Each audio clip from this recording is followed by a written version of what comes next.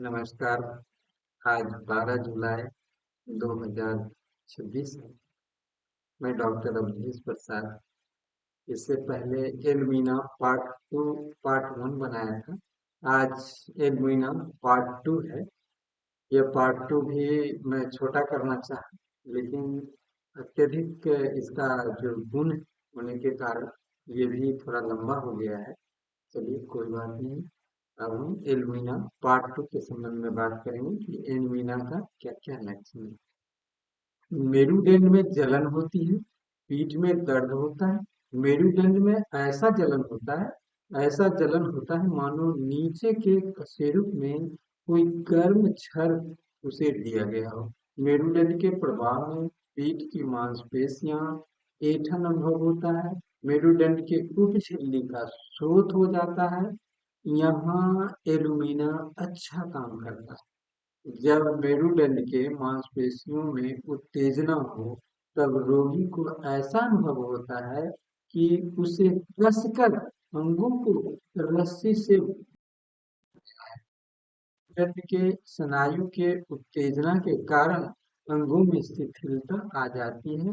अंग शक्तिहीन हो जाता है। अब मूत्राशय और मलाशय के अंग के संबंध में बात करेंगे। स्त्री या पुरुष मूत्राशय में शिथिलता आने पर देर तक पेशाब के लिए बैठे रहना पड़ता है। पेशाब उतरता ही नहीं, धीरे धीरे पेशाब निकलता है। कभी कभी धार की जगह बूंद बूंद पेशाब निकलता है। यहाँ एलुमिना का विचित्र लक्षण यह है कि पेशाब के लिए मलाशय पर अर्थात गुदाद्वार पर जोर देना पड़ता है। मलाशय इतना शिथिल हो जाता है कि मल से भरा रहने पर भी मल कठोर होकर नरम रहता है, फिर भी मल नहीं निकलता। रोगी को अनुभव होता है कि मलाशय मल से भरा है, फिर भी जोर लगाने पर भी मल नहीं निकलता है। रोगी पेट के मांसपेशियों में जोर लगाकर मल निकालता है। रोगी को जोर लगाने पर प्रोस्टेट ग्रंथि से उस ग्लैंड से द्रव तक निकल जाता है। और एल्यूमिना में शिथिलता और कमजोरी भी है, और बुढ़ापे में चक्कर भी आता है। मेरुदंड के स्नायु में विकृति आ जाने से इस स्नायु से संबंधित अंगों में व्यापक लक्षण जो जड़ता का, शिथिलता का, अर्धांगता का आता है। इन्हीं सब कारणों से चक्कर भी आता है। रोगी को लगता है कि चीजें चक्कर लगा रही हैं, घूम रही हैं। स्पाइन के रोगों में आंख बंद करने पर चक्कर आता है। वृद्ध व्यक्तियों को शिथिलता के कारण चक्कर आता है। चलने पर पैर डगमगाता है। इस कारण पैरों में, हाथ की अंगुलियों में सुन्नपन, नम नमनेस भी आ जाता है। यहाँ एल्यूमिना परफेक्ट दवा है। बच्चा जब सोकर उठता है तो वह घबराया हुआ रहता है। एल्यूमिना के मानसिक लक्षणों में शिथिलता, जड़ता तो है ही। इसी कारण से बच्चा जब सोकर उठता है, प्रातः काल जब सोकर उठता है, खोया हुआ सब मालूम होता है। बच्चों का शारीरिक एवं मानसिक स्थिति शिथिल होती है। ज्यों ज्यों दिन बीतता जाता है, बच्चे में जान आने लगती है। बच्चे की चेतना जो है लौटने लगता है। सोकर उठने पर सब कुछ बच्चे के लिए अपरिचित सा मालूम होता है। नाक और गले में कठोर कटार जुकाम होता है। एल्यूमिना के जड़ता एवं शिथिलता का असर नाक और गले पर भी पड़ता है। नाक तथा गले की झिल्ली शुष्क खुश्क हो जाती है। नाक बंद अनुभव होता है और ज्यादातर बाई नाक है वो बंद रहता है। रोगी हर समय खांसता और नाक साफ करता रहता है। नाक की यह अवस्था नाक के पीछे भाग तक फैल जाती है, जहाँ नसिका के मूल के धक्के जमा हो जाते हैं। और गले के भीतर देखा जाए तो एक छाट में लचदार बलगम जो है वह चिपका हुआ रहता है। तालू में, गले में ऐसा जख्म हो जाता है जिनसे पीली पीली बस जो है मिश्रित कफ निकलती है। और रोगी कहता है कि गला पड़ गया है, यानी यह पुराना रोग हो गया है, गले में अधिक दिनों से यह रोग है। खुजली होने के बाद फोड़े फुंसी फोड़े फुंसी के दो रूप हैं। कई बार तो त्वचा में इतनी खुजली होती है कि खुजलाते खुजलाते त्वचा जो है वो छिल जाती है, फिर फोड़े फुंसी हो जाते हैं।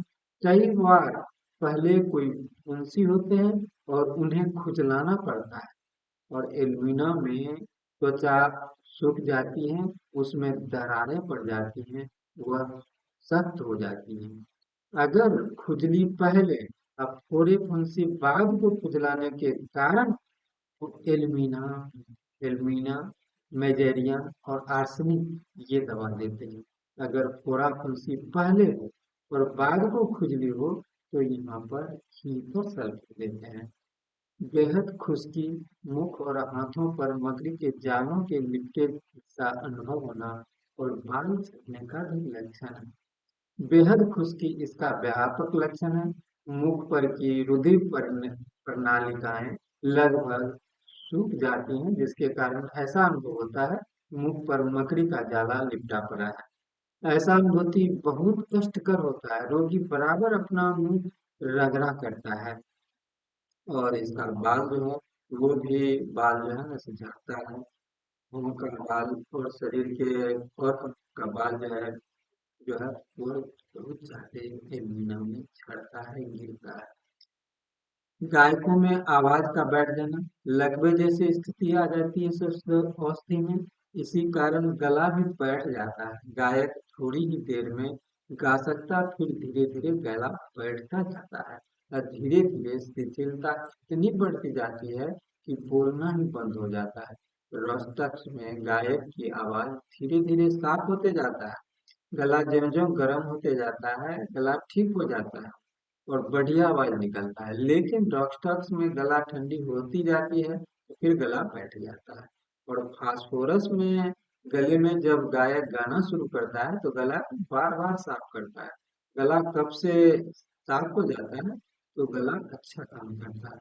लेकिन गाते गाते जब गला दर्द करने लगता हो, चाकू से काटने जैसा दर्द हो, यहाँ पर एल्मीना अच्छा काम करता है। जब पहले लोग एल्मीना के संबंध में नहीं जानते थे तो अर्जेंटम नाइट्रिकम भी देते थे। स्त्रियों में पानी की तरह टांगों तक बह जाने वाला पड़दर होता है, श्वेत पड़दर होता है। स्त्रियों के जननांग इतने शिथिल हो जाते हैं कि पड़दर का पानी टांगों के नीचे तक बहता है। यह पानी तीखा त्वचा को काटता है, पीला होता है, यह अंडों की सफेदी जैसा भी हो सकता है।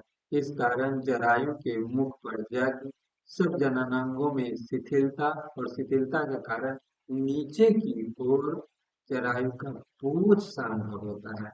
मासिक धर्म बंद होने की स्थिति में जब 45-50 वर्ष की आयु की महिला हो जाती है तो उसका मासिक धर्म बंद होने वाला होता है। उस समय अंगों में शिथिलता आती है, तो रोगी कमजोरी अनुभव करता है। जितना भी जो धर्म होता है, महिला परेशान हो जाते हैं। यहाँ एल्यूमिना लाभदायक होता है। और गोनोरिया के रोग में सूजा एवं पर्स्टिला देने के बाद भी रोग का जड़ों से अगर खत्म नहीं होता है, रोग फिर बार बार लड़ जाता है, तो एल्मीना देने पर रोग लट कर नहीं आता, रोग का जड़ मूल से खत्म हो जाता है। एल्मीना के संबंध में इतना ही लक्षण, फिर बात करेंगे।